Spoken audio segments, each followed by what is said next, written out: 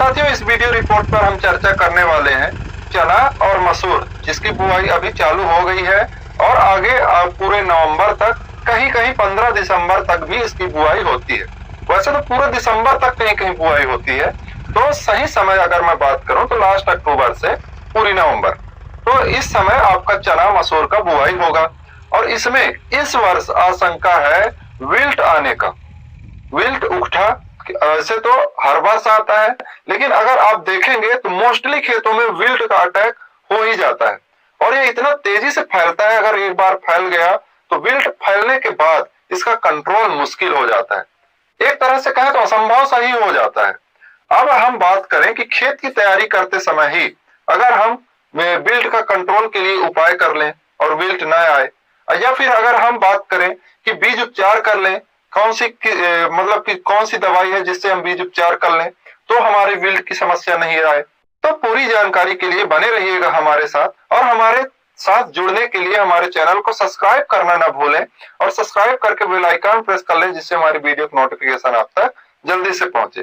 दोस्तों, वीडियो को लाइक जरूर कर दें। अब हम बात करते हैं विल्ट से हम कैसे सुरक्षा कर सकते हैं अपने चना के पौधे को, मसूर के पौधे को, या फिर जो भी फसल है जिसमें फ्यूजेरियम विल्ट आता है, जो फंगस है। फ्यूजेरियम विल्ट इसका जो साइंटिफिक नेम है, और इसमें फंगस लगता है, तो फंगस के कारण ही यह हमारा फसल जो है यह बर्बाद होता है।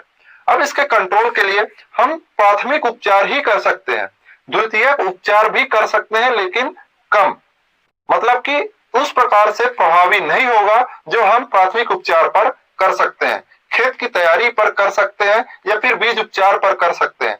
आपके अगर बुआई के बाद पौधा बढ़िया बड़ा हो गया है, वैसे विल्ट आपका देखने को मिलेगा 15 से आपके 30 से 40 दिन के पौधे पर, मतलब कि फूल लगने से पहले ही विल्ट आ जाता है। अब मोस्टली इसके उपचार के लिए हम खेत की तैयारी और बीज उपचार के समय ही बात कर रहे हैं। इस समय और इस साल मैं इसलिए बोल रहा हूं कि ज्यादा विल्ट आएगा क्योंकि पानी लास्ट तक गिरा है और मिट्टी पर नमी है, और जो भी नमी है इसके कारण आर्द्रता बढ़ेगी। आर्द्रता बढ़ने के कारण फंगस या फफूंद अधिक लगेंगे, और इसको आप दूर करने के लिए मिट्टी को बढ़िया सुखाएं, क्योंकि अभी पर्याप्त समय है चना की खेती के लिए, मसूर की खेती के लिए। मिट्टी को बढ़िया गहरी जुताई कर दें और सूखने दें, और सूखने देने के साथ साथ आप ट्राइकोडर्मा लगभग 1.5 से 2 किलोग्राम प्रति एकड़ का उपयोग कर सकते हैं। और ट्राइकोडर्मा अगर आप डालना चाहें, अगर आपके में कीट का भी प्रकोप है तो बिवेरिया बेसियाना भी ले सकते हैं, या मैं जैविक फंगस बोल रहा हूं, मैं रासायनिक का भी नाम ही नहीं ले रहा हूं।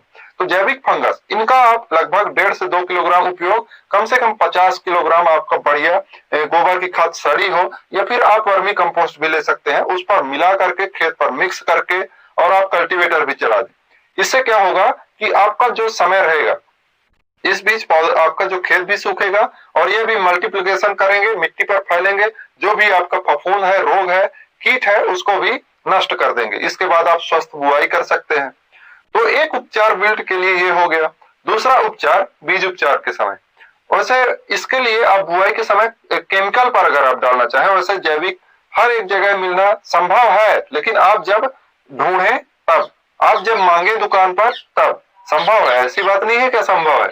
अब हम बात करें केमिकल पर बुआई के समय ही, तो आप कार्बेंडाजिम बहुत ही प्रचलित है, कार्बेंडाजिम का आप उपयोग कर सकते हैं, मैनकोजेब का भी। तो कार्बेंडाजिम अगर 50 WP ले रहे हैं तो 0.2% आपका लगभग 200 से आप 250 ग्राम या फिर 300 ग्राम 400 ग्राम तक भी प्रति एकड़ यूज कर लेते हैं। तो आप रेत पर मिला करके या फिर खाद पर ही मिला करके, गोबर की खाद पर आप बढ़िया बिखार करके और जुताई कर दें, जिससे यह मिट्टी पर मिल जाए, और आपका जो फंगस जनित रोग है उसको, जो फंगस जनक रोग के जो जनक है, जो होस्ट है, उनको नष्ट कर दे, जिससे आपका पौधे का जो स्वस्थ विकास हो। अब बीज उपचार की बात करते हैं। विल्ट के लिए बीज उपचार आपको फफूंदी नाशक से ही करना है, क्योंकि यह फफूंद के कारण आता है। अब फफूंदी नाशक में कई सारे मित्र जैविक उपचार की ओर बढ़ते हैं, कई सारे मित्र केमिकल उपचार की ओर बढ़ते हैं, जो भी उनको सुविधा लगता है। तो दोनों की बात करें तो जो मैंने बताया है उसी को उपचार करना है। अगर आप खेत पर डाल रहे हैं तो अच्छी बात है, उपचार कर रहे हैं तो अच्छी बात है, लेकिन उपचार भी कर लें तो बहुत अच्छी बात है।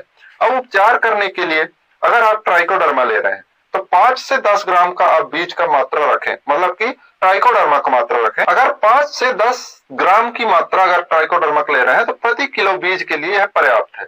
बढ़िया आप गुड़ का चाशनी बना लें, ये शक्कर का चाशनी बना लें, उस पर इसको मिला करके, और जितना आपके बीज को आवश्यकता हो, आपको जितना अनुभव पर लग सके कि हमारे बीज पर इतना पानी मिल जाएगा, बढ़िया ज्यादा पानी नहीं होगा, तो आप उतना मात्रा लेकर के और बढ़िया जो बीज है आपका मिक्स कर लें, मिक्स करके छांव पर सुखा दें। इसके बाद आप बुआई कर सकते हैं।